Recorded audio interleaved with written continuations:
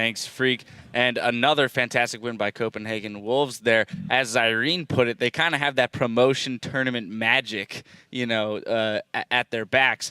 We have to talk about it immediately, the gnar pick. What's going on with that? Well, I actually really like gnar. I think gnar is really, really good. I think there's a couple ways you run gnar. You run gnar when you have good follow-up to your wombo and something that supports your pseudo initiation. So if I see a gnar pick, I'd like to see either an Orianna or Yasuo. I think Yasuo will work really, really well with it, or even a Ziggs maybe for a good follow up there, but they picked it with a pick comp ahri. I wasn't sure exactly how that was even supposed to work.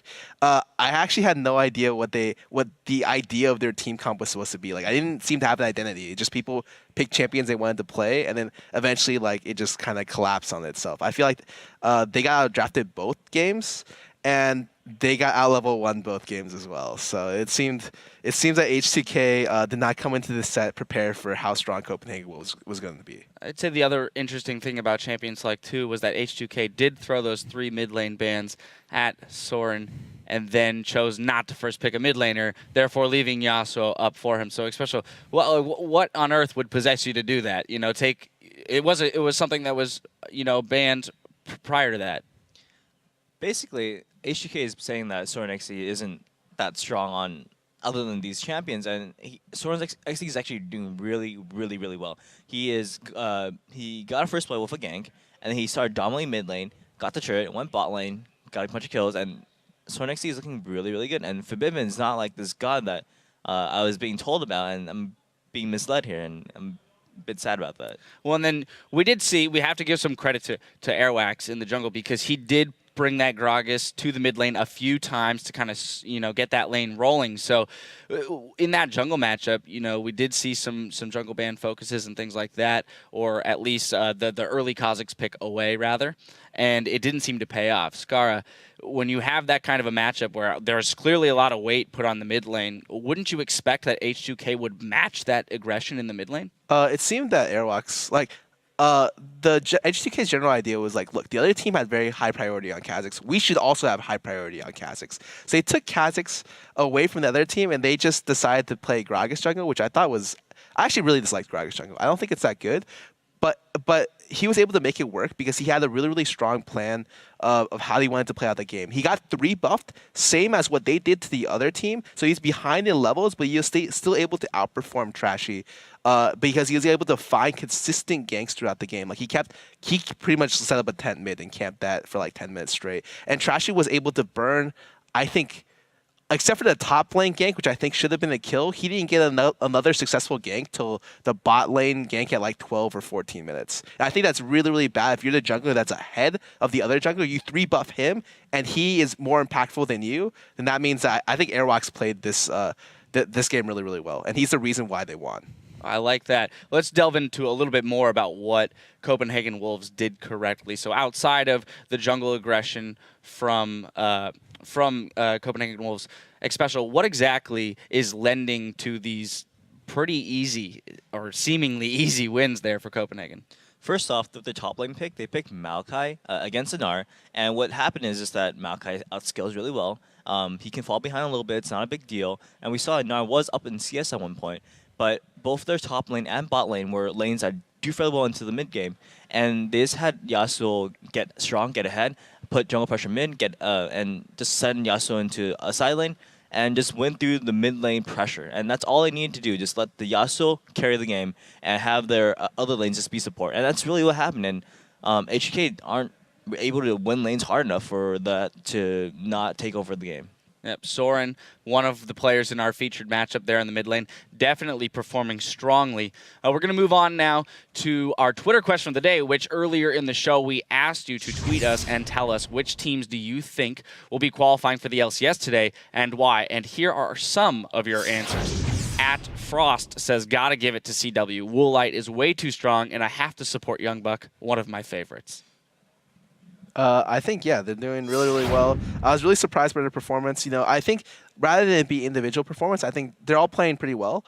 Their teamwork is just incredibly on point. They are way better than the other team in terms of teamwork, in terms of vision control, map control, and how to play out the map. They even rotated really well, which is really easy. if you're mid lane or if you're really, really far ahead, it's easy to look good. But they're doing it consistently, which makes them look even better. Like I feel like they're a good team. I feel like they showed up a lot more than H2k has in this series, and it's really hard to say otherwise. They're definitely looking like an LCS team in this series. Our next tweet comes from @Peridian. I think CLG will make it. They are hungry and ready to show us that they will get back to their old and better form. Well, you can say that CLG has a lot of potential, and that's really been the story, the headline for years now. And I mean, nobody wants to see CLG out, except maybe TSM. And other than that, I mean, CLG, they have the potential, obviously, and we want to see them come back. We want to see them look stronger, and people are going to say they should win this game, and we'll see what happens. It's definitely hard to see an LCS split without CLG in it. I would have to say, just that brand, that team in and of itself, it feels like they belong. Our third tweet and final tweet comes from @CantonFolkHero. Curse Academy, hands down. St. Vicious has those boys running smooth. #curse or die.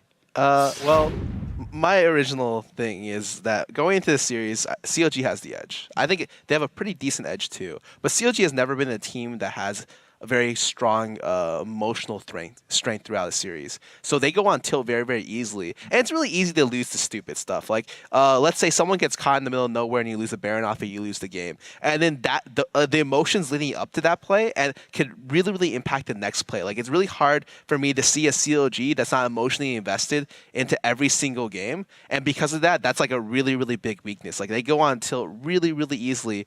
And in fact, their analyst just remarked about that yesterday, about how like that the only way they would lose is if CLG goes on tilt. Well, we'll have to see if they can temper those emotions then and kind of keep an even keel going into their series. Well, thank you for sending those answers in. And remember, you can continue the conversation with fellow fans by using the hashtag LCS. Now, before we go to a commercial break, I got to ask you, going into this third game, 2-0, what are our predictions here? Anything crazy going to happen? I think it's going to be 3-0 with the way the Wolves are playing. I think unless they somehow dramatically become a better team, I think vision control-wise, draft-wise, the way they play on the level ones, the way they apply pressure, even the jungler level is like so much better on Copenhagen Wolves' side. Like, maybe Febivin is a better individual player. Maybe that's why he got hyped up so hard. But Copenhagen Wolves is playing like the better team, and I think they're going to 3-0. H2k, they've got a couple more minutes, basically, to figure it out, to lock down those plans going into Game 3. We, though, need to go and steal a dragon before the Copenhagen Wolves get to it. So stay close, because we'll be back with Game 3 in just a moment.